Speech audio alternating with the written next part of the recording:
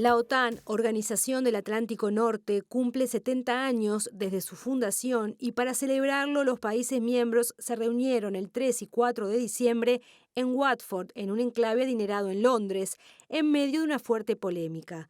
Los dichos fulminantes del presidente de Francia, Emmanuel Macron, quien calificó de muerte cerebral la condición actual de la OTAN, hacían presagiar una tormenta durante la cumbre o al menos intensos debates entre sus miembros. Sin embargo, los líderes europeos, así como otros mandatarios de talante confrontativo, como el presidente de Estados Unidos, Donald Trump, o su homólogo turco, Recep Tayyip Erdogan, se abstuvieron finalmente de echar más leña al fuego. La OTAN volvió a renovar su compromiso con la cláusula de defensa colectiva y se compromete a defender a los países bálticos de posibles agresiones de Rusia, sin que el presidente turco cumpliera su amenaza de vetar dicho compromiso en caso de que los Estados miembros no declaren a las milicias kurdas que operan en Siria organizaciones terroristas. La OTAN alertó de los riesgos y amenazas que comporta una potencia militar como es hoy día China, y ello a pesar de que el gigante asiático no dispone todavía de capacidad naval ni aérea para actuar militarmente en el Atlántico Norte, que es la zona que cubre la OTAN. Si bien los líderes reunidos se mostraron cometidos y no buscaron polemizar sobre otras cuestiones que generan disenso, faltó tacto y diplomacia cuando los presidentes de Francia, Reino Unido, Holanda y el primer ministro de Canadá se mofaron abiertamente de Trump y sus conferencias de prensa. Por su parte, el mandatario estadounidense insultó al canadiense Justin Trudeau, diciendo que tiene dos caras y que su país no gasta suficiente en defensa. Así las cosas, la cumbre de la OTAN pasó sin pena ni gloria, abriéndose ahora un espacio para la reflexión acerca de cuál ha de ser su estrategia a futuro, reconociendo así la división interna y la crisis de identidad que aquejan a este organismo internacional.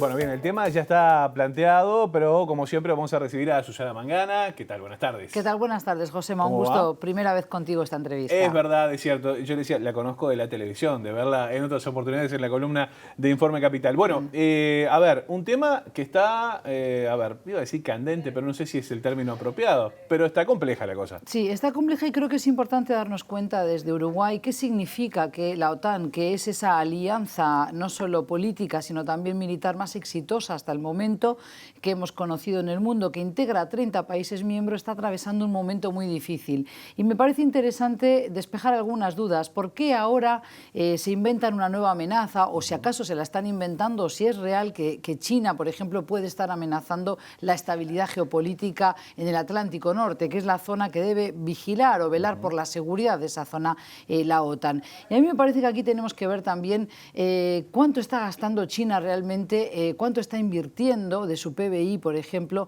en gasto en armamento militar. Es el segundo país por detrás de Estados Unidos en inversión armamentística, eso es cierto. Pero también es verdad lo que decía el tape, de que no tiene todavía poderío naval para enfrentar a un Estados Unidos. Ahora, evidentemente está gastando muchísimo dinero, está invirtiendo mucho. Este año es el orden del 7,5%, es decir, es por arriba de su PBI anual, que va a ser en torno al 6,5% cuando cerremos el año. Pero entonces es un país que invierte mucho militarmente y esto parece que está poniendo nerviosos a los miembros de la OTAN, pero que tienen muchas desavenencias entre ellos. Entre ellos, en la cortita está bastante compleja. De hecho, bueno, hubo imágenes allí que algunos analistas internacionales denominaron como una especie de bullying a Donald Trump. Claro, es un bullying, por ejemplo, entre Boris Johnson, también Macron de Francia, pero también estaba el presidente holandés, pero bueno, y sobre todo el canadiense Trudeau, con el que no se lleva especialmente bien Trump. También es verdad que él se lo busca, él se lo gana con ese tipo de alocuciones donde es muy verborrágico, donde es muy agresivo, pero faltó ese tacto y esa diplomacia que no debe, digamos, faltar, o no debe haber ausencia de la misma en este tipo de reuniones internacionales. Por tanto, yo creo que había un perfil muy bajo de los políticos, no querían realmente resolver nada, simplemente volver a renovar la voluntad de funcionar o de operar en base al artículo 5 de la OTAN, que significa que si hay una amenaza para uno de los países miembros, todos todos la toman como una amenaza colectiva y tienen que responder a la misma. Y también su compromiso para velar por la paz y por la seguridad de los países bálticos. Y aquí tenemos que decir, Josema, ¿cuáles son los países bálticos? Tenemos a Letonia, Estonia, Lituania, pero también a Finlandia y Polonia, que durante ya varios años, yo diría que por lo menos en los últimos 5 o 6 años, vienen alertando de la actitud agresiva de un presidente también, un presidente imperialista, podríamos decir, como es Putin, que quiere devolver esa riqueza, ese poderío militar para Rusia y que ha hecho desplazamiento de tropas, movimientos, maniobras militares que han puesto muy nerviosos a los países bálticos, que conocen muy bien cómo funciona Rusia. La sombra de Rusia siempre está en la vuelta, claro, ¿no? Todo. Pero ahora lo de Rusia se suma también esta amenaza a China. Por eso también me parece interesante... Perdón que te interrumpa, Susana, pero China hizo un desfile muy grande y a propósito, justamente hablando de esta carrera armamentística de alguna manera, ahí demostró su poderío de alguna manera. Está flojito en lo naval, digamos. De liberación, el Ejército Rojo, es decir, están invirtiendo muchísimo para modernizar sus fuerzas armadas, también para desarrollar, por ejemplo, submarinos, porque lo que quiere controlar China es el mar meridional de China y eso evidentemente también tiene que ver con los intereses geopolíticos de Estados Unidos en aquella región, en el Asia-Pacífico. Ahora bien, a mí me parece interesante que Macron, con esos dichos tan fulminantes al decir o calificar de muerte cerebral o parálisis cerebral lo que está el estado de situación de la OTAN, lo que hizo es provocar la reflexión sobre hacia dónde va la OTAN y cuáles son las nuevas amenazas, porque tenemos que comprender que no es tanto a veces la invasión de un país, si bien en el 2014 tuvimos que presenciar la anexión por parte de Rusia de Crimea, recordarás, y también sus escaramuzas con el Donbass, por ejemplo, en Ucrania, porque Rusia no quiere el acercamiento de estos países que otrora fueron parte de la órbita moscovita, no quiere que se acerquen ni a la OTAN ni a la Unión Europea, pero claramente hoy las amenazas vienen, por ejemplo, también por los ciberataques, ¿verdad? Y eso hay que entender, que estamos ante otros planteamientos, otras amenazas para la paz mundial.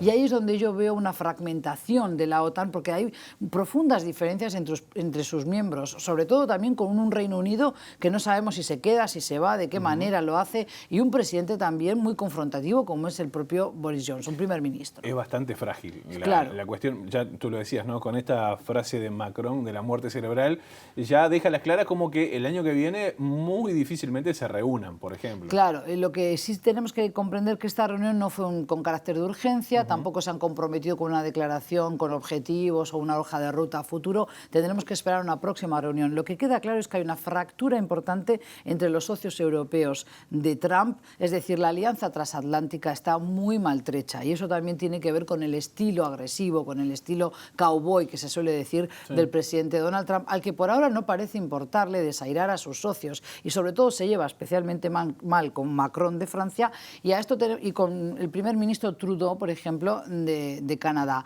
El gran ausente en esta cumbre también ha sido Angela Merkel, que digamos de alguna manera pasó desapercibida, no se lleva especialmente bien con Trump, pero Trump sí tuvo a bien reunirse con ella en privado antes de marcharse, sin dar otra conferencia de prensa porque supo de esta mofa o de estas bromas, este intento de ridiculizar al presidente Trump, lo cual me parece que habla pésimo de estos otros dirigentes, ¿verdad? Porque no se deben poner a la altura del presidente Trump. Fue como una cuestión media licial. Exactamente, medio de colegial, exactamente. Pero eso me parece que habla a las claras de la dificultad de aunar una hoja de ruta por parte de Estados Unidos y sus socios europeos, y eso sí nos debe preocupar porque, como digo, las amenazas, por ejemplo, por parte de lo que es el terrorismo a nivel mundial siguen vivas y coleando, y ahí es donde necesitamos una OTAN que tenga claro hacia dónde quiere ir, sobre todo porque la política exterior de la Unión Europea en materia de defensa, en materia de seguridad, ha sido muy endeble, muy débil en el pasado y para ejemplo, un botón de muestra, tuvimos los Balcanes, que fue un fracaso estrepitoso, se reaccionó tarde y mal, y ahí tuvimos las masacres, por ejemplo, de Bosnia-Herzegovina, entonces, o de otras muertes que se hubieran salvado si realmente se hubiera reaccionado a tiempo. Por eso yo digo que era importante plantearnos qué se estaba celebrando 70 años después. También es verdad que el contexto mundial ha cambiado, pero fíjate que un actor permanece, que es Rusia, ya no es la Unión Soviética.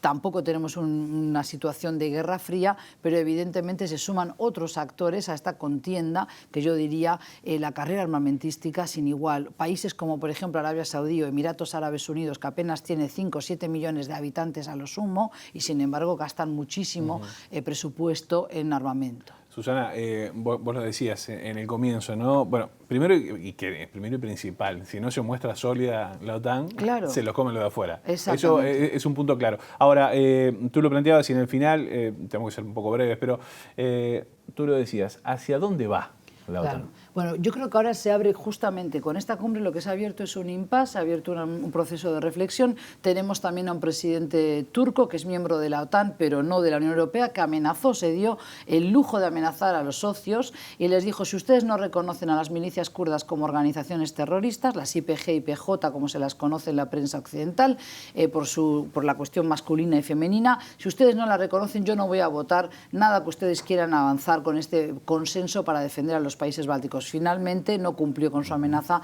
y firmó ese consenso, de alguna manera también aceptó el compromiso de la OTAN, pero evidentemente yo creo que hay divisiones internas. ¿Y por qué se dan? Pues porque justamente la OTAN también tiene muchísimos reparos a la ofensiva militar que viene desarrollando desde hace un mes y medio, prácticamente ya 2 meses, Turquía en el norte de Siria. Y yo creo que ahora lo que vamos a tener que ver es que seguramente haya contactos en la interna de la OTAN, sobre todo en el eje Berlín-París, que siempre ha funcionado y continuará haciéndolo, y con países menores como por ejemplo España con Pedro Sánchez, que de alguna manera entiende que la situación con Estados Unidos, si bien se le objetó en el pasado, Josema, no invertir demasiado en gastos de defensa, yo creo que Pedro Sánchez tampoco entiende que se le ha recriminado nada, por lo contrario, en la prensa española lo que trasciende hoy es que le felicitó el presidente Trump al presidente español por haber incrementado ese gasto, pero además por comprometerse con la paz mundial. Es decir, fue una, como dice el resumen, fue una cumbre que pasará a la historia como desapercibida y nadie dijo nada demasiado jugado. Totalmente intrascendente. Susana, muchísimas gracias por estos minutos, como siempre, aquí en Informe Capital. Gracias a vosotros.